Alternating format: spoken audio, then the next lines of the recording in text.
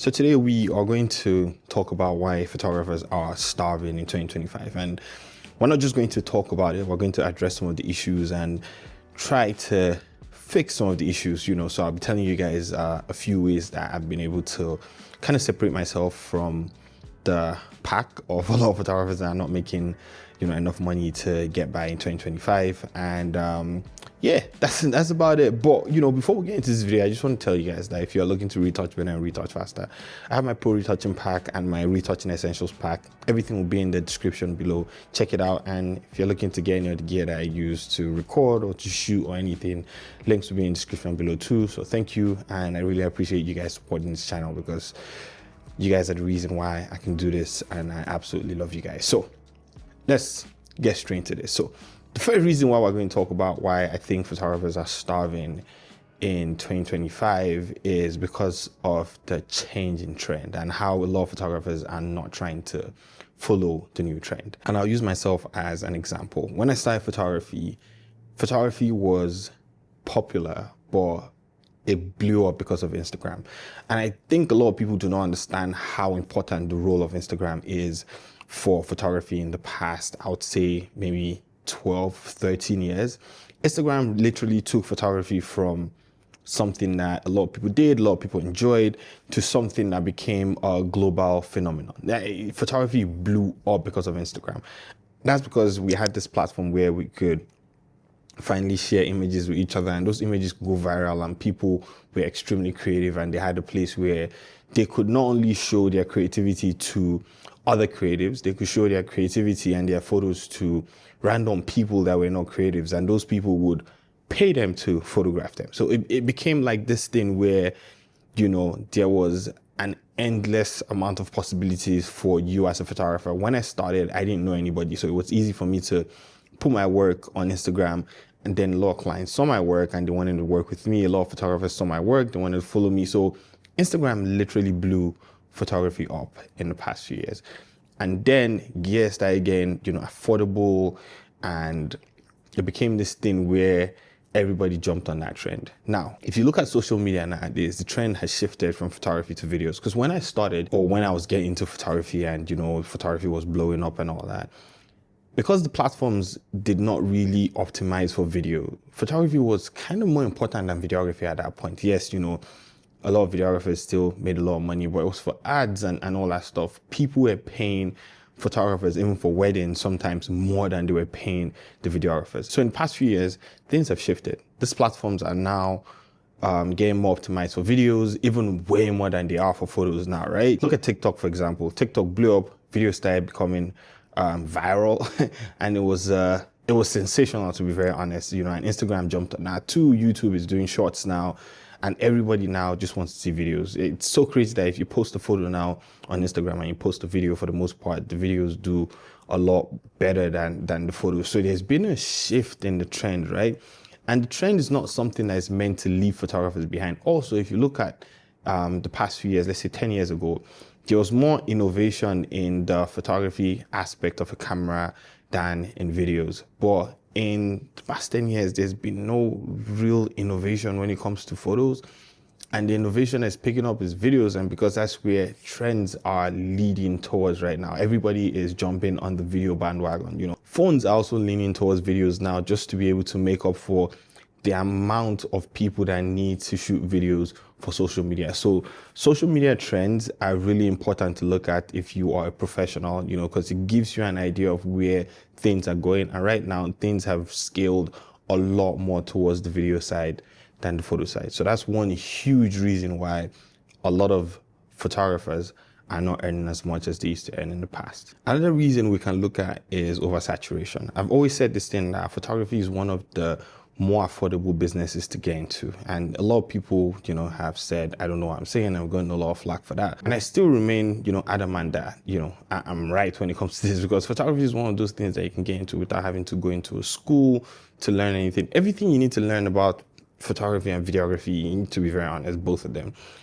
it is online. And photography is easier to learn than videography. You can get a camera and really do well in the first year of starting, like your photography business, if you're somebody that's pretty talented and you can pick things up, pretty quick. cameras, in my humble opinion, are pretty affordable right now. The same thing with lenses. If you look at the affordable lenses at Viltrox and not June, sorry, my bad.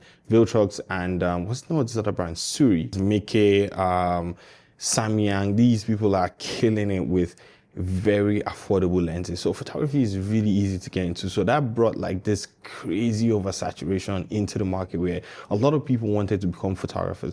And because there was a demand for it, because of how the social media trend was going, everybody jumped into the industry. So right now that the trend, I believe, has shifted away from photography more towards video. I feel like there's so many photographers right now in the industry and probably not as much demand as there used to be in the past for photos. So that's another huge reason why I feel like a lot of photographers are struggling in 2025. Now, if you're somebody that has worked with brands over the past how many years, you'd realize that a lot of brands right now are kind of like just moving towards getting influencers and content creators to actually create the content for them right now and not really paying photographers. So for example, if you are a clothing brand, right, and you are trying to get photos taken of your clothes, what they typically do is just have a deal with the influencer, and instead of paying a model, paying a photographer, and all that stuff, what they do is that they just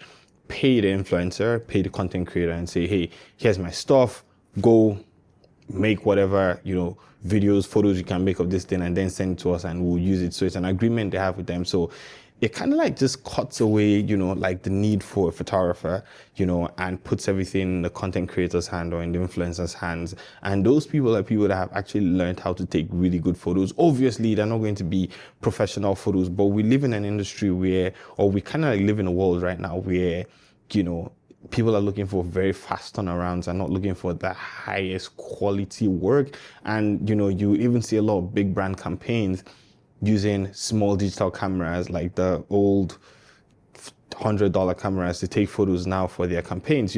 I know there's still a lot more that goes into those, but I'm just saying that, there's this idea that if the photo doesn't look extremely professional right now, it's good and it's more appealing to, a lot of consumers. So they'll rather pay a lot of these content creators money to create these photos for them. So that's another thing that kind of like cuts away photographers. So, that part of the market is something that we were in control of for the longest time.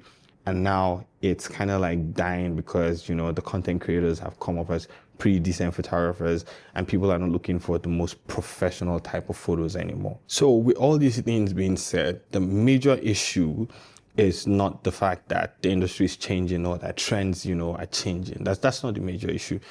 The major issue is the mindset of photographers. That's the problem here. A lot of photographers have refused to evolve with the changing times. A lot of people are kind of like stuck in the old ways where they just say, like in the past, photographers had just one niche and they were just photographers and they made money by just being photographers. Like there's this thing where a lot of people have refused to learn, a lot of people have refused to grow, a lot of people have refused to evolve. So what are a few things that you can do to actually change your situation? What are a few things that you can do in 2025 to earn more money and not just be stuck in a rut where you're not just making enough? One of them, like I said, is to change your mindset. It's, learn to move with trends. In 2025, if cameras can shoot photos and videos pretty well, I don't see why you as a photographer should not learn how to create videos too. And that way you are not just called for one thing only. I get booked for photography gigs and I also get booked for videography gigs. And sometimes at the end of the year, I realize that I made way more money with my videography gigs than my photography gigs. So that's one thing you have to do. You have to learn and you have to change. The second one is embrace the whole AI revolution.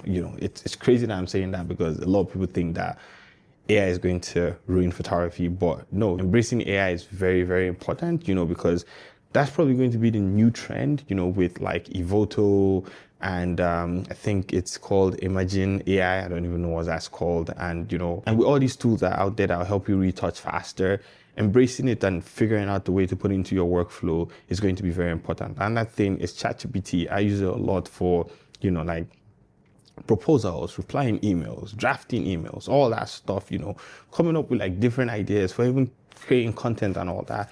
These are important things that as a photographer, you have to adapt to and learn how to use because they will take you to the next level. And I think it's diversifying your income stream. Like for me, I sell my presets, you know, I sell lots, I sell my retouching pack, and these are things that you can do if you built an audience for yourself to earn more money.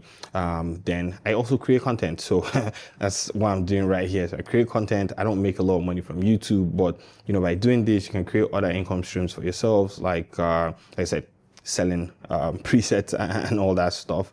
You can also have affiliate links, and then you can work with brands. You know, very important. You can teach photography, you can create photography courses. There are so many things that you can do once you get into diversifying your talent. And this still involves learning to do other things, like, you know, learn how to shoot videos so you can create your own content and all that. So all these are important, but diversifying your income stream is another reason why you will not be a starving photographer in 2025. And lastly, learning to collaborate. If a lot of these brands are jumping over the photographers to go work with influencers and content creators, if you collaborate with all these influencers and these content creators, what happens is when these brands reach out to them, they kind of like price photography as part of their package and then pay you for the photography because they know that you do a better job than they would. So it's very important that you collaborate with all these people, and you know, these people will help you get jobs and they'll book you for even more jobs. So I feel like there's so many ways to make money as a photographer right now.